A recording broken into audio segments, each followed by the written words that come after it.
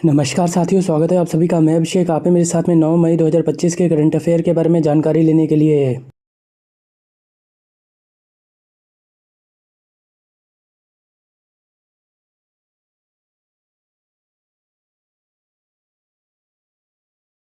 साथियों, मैं आपका स्वागत करता हूं अपने चैनल स्मार्ट टीचिंग अभी बीस्ट जीएस बाई अभिषेक में।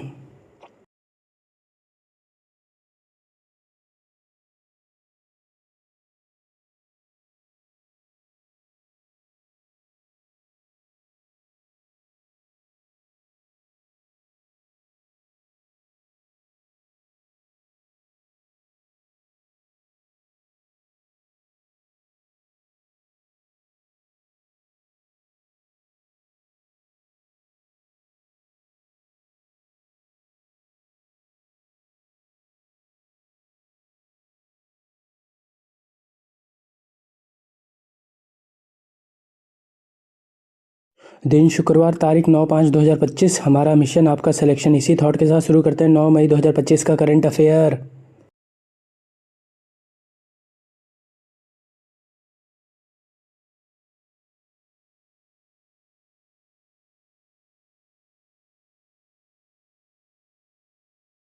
पहला, हाल ही में विश्व रेड क्रॉस दिवस कब मनाया गया? उत्तर है 8 मई को। आइए इस खबर के बारे में जान लें। विश्व रेड क्रॉस दिवस हर साल 8 मई को मनाया जाता है। इसका उद्देश्य अंतर्राष्ट्रीय रेड क्रॉस और रेड क्रिसेंट आंदोलन के सिद्धांतों को याद करने के लिए मनाया जाता है।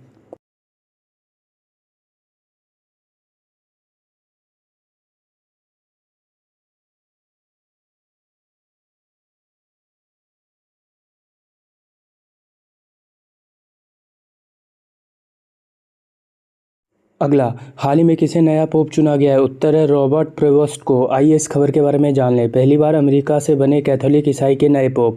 कैथोलिक ईसाई के सबसे बड़े धर्मगुरु यानी नए पोप चुन लिए गए हैं। अमेरिका के रहने वाले कार्डिनल रॉबर्ट प्रेवोस्ट को नया पोप चुना है। उन्हें पोप लियो 14वें के नाम से जाना जाएगा।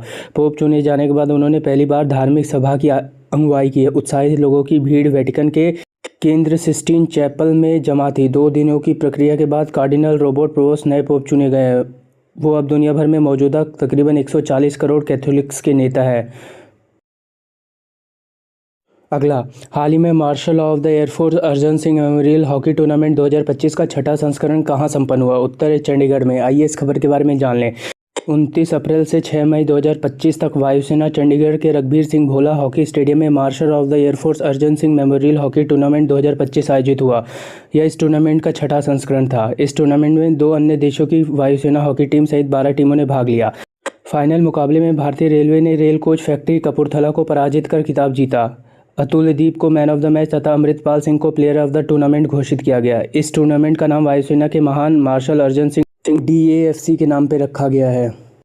अगला, हाल ही में किस देश के विदेश मंत्री अब्बासी अरागची 2 दिन के भारत दौरे पर नई दिल्ली पहुंचे? उत्तर है ईरान। आइए इस खबर के बारे में जान लें। इस्लामी गणराज्य ईरान के विदेश मंत्री महामहिम डॉक्टर अब्बास अरागची का भारत दौरा। इस्लामी गणतंत्र ईरान के विदेश मंत्री महामहिम डॉक्टर अब्बास अरागची 7 से 8 मई 2025 तक भारत के दौरे पर रहेंगे। इस दौरान वे भारत और ईरान के बीच 20वीं संयुक्त आयोग की बैठक की अध्यक्षता करेंगे। अगस्त 2024 में ईरान के विदेश मंत्री के रूप में पदभार ग्रहण करने के बाद डॉक्टर अरागची का पहली भारत यात्रा है।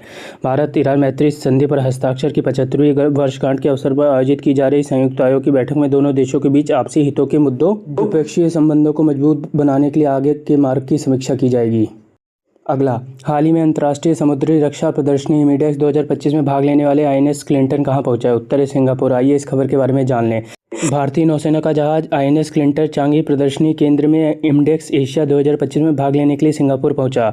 यह यात्रा भारतीय नौसेना की परिचालन तैनाती का हिस्सा है और भारत और सिंगापुर के बीच मजबूती समुद्री साझेदारी का प्रदर्शित करता है। अपने प्रवास के दौरान जहाज के चालक दल द्विपक्षीय बहुपक्षीय गतिविधियों का श्रृंखला के तहत शामिल हो रहे हैं, जिसमें सिंगापुर की नौसेना और इमिडेक्स एशिया 2025 में भाग लेने वाले अन्य नौसेनाओं के साथ व्यावसायिक आदान प्रदान शामिल है। अगला, हाल ही में 72वीं मिस वर्ल्ड प्रतियोगिता में किसे मानवतावादी पुरस्कार से सम्मानित किया जाएगा? उत्तर है सोनू सूद को। आइए इस खबर के बारे में जान लें। 72वीं मिस वर्ल्ड प्रतियोगिता में मानवतावादी पुरस्कार भारतीय अभिनेता और परोपकारी सोनू सूद को दिया जाएगा। उन्हें यह पुरस्कार उनके व्यापक सामाजिक कार्य, विशेषकर कोविड-19 महामारी के दौरान किए गए कार्यों के लिए दिया जाएगा। सोनू सूद को 31 मई को हैदराबाद में 72वें मिस वर्ल्ड ग्रैंड फिनाले में इस प्रतिष्ठित पुरस्कार से सम्मानित किया जाएगा। वह इस सम्मान के सबसे कम उम्र के प्राप्तकर्ता होंगे। Sonu Sood miss world jury panel का भी हिस्सा होंगे।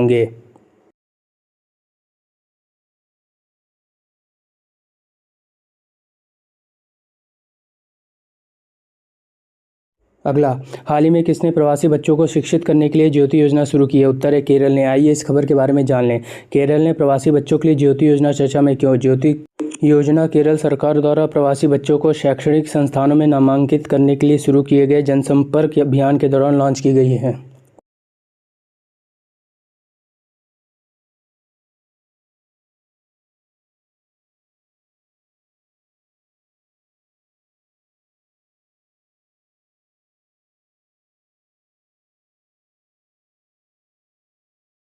अगला, हाल ही में वर्ल्ड बैंक ने किस देश के लिए $1 अरब के सहायता पैकेज की घोषणा की है? उत्तर है श्रीलंका के लिए। आइए इस खबर के बारे में जान लें।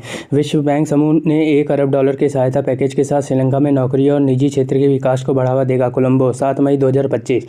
विश्व बैंक समूह ने आज श्रीलंका में रोजगार सृजन और निजी क्षेत्र के विकास को गति देने के लिए एक बड़ी पहल की घोषणा की है, जिसके लिए 3 वर्षों में $1 अरब से अधिक का वित्त पोषण किया जाएगा।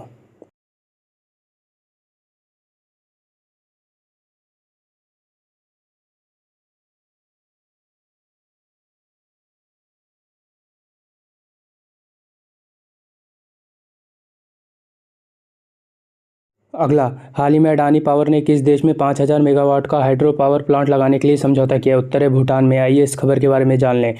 अडानी पावर ने भूटान में 5,000 मेगावाट का हाइड्रो पावर प्लांट लगाने के लिए समझौता किया। यह समझौता भूटान के साथ मिलकर 5,000 मेगावाट की जल विद्युत परियोजनाओं के संयुक्त रूप से विकसित करने के लिए किया गया।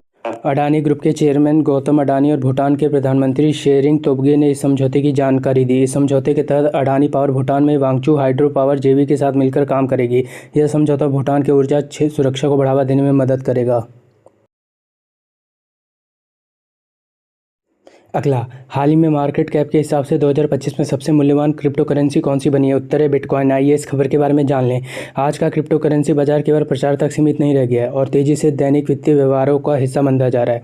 फोर्ब्स की एक रिपोर्ट के अनुसार 7 मई 2025 तक वैश्विक क्रिप्टो करेंसी बाजार का कुल मूल्य $3.09 ट्रिलियन तक पहुंच गया है।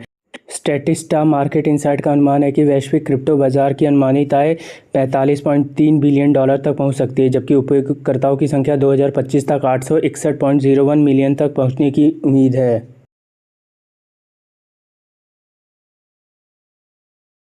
अगला, हाल ही में कहाँ पहला भूतापीय उत्पाद कुआं खोदा गया? उत्तर है अरुणाचल प्रदेश में। आइए इस खबर के बारे में जान लें। हाल ही में पूर्वोत्तर भारत का पहला भूतापीय उत्पादन कुआं अरुणाचल प्रदेश के पश्चिम कामेंग जिले के दोरांग में खोदा गया। यह कुआं हिमालय क्षेत्र में स्वच्छ और नवीनीकरणीय ऊर्जा के दोहन की दिशा में एक महत्वपूर्ण कदम है। यह कुआं centre of the earth sciences and Himalaya studies द्वारा खोदा गया। यह परियोजना दिरांग भूतापीय ऊर्जा का उपयोग करने वाले एक केंद्र बनाने की दिशा में एक महत्वपूर्ण कदम है।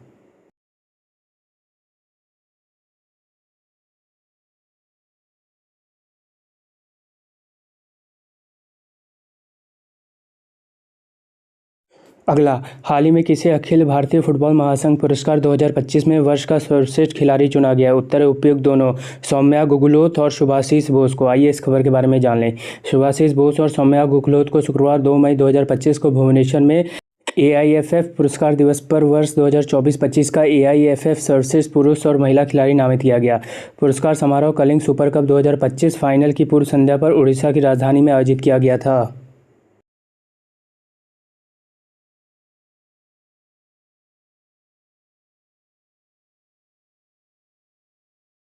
साथियों, अगर मेरा कंटेंट पसंद आए तो लाइक, शेयर और सब्सक्राइब कर दीजिएगा। धन्यवाद। आपका दिन मंगलमय हो।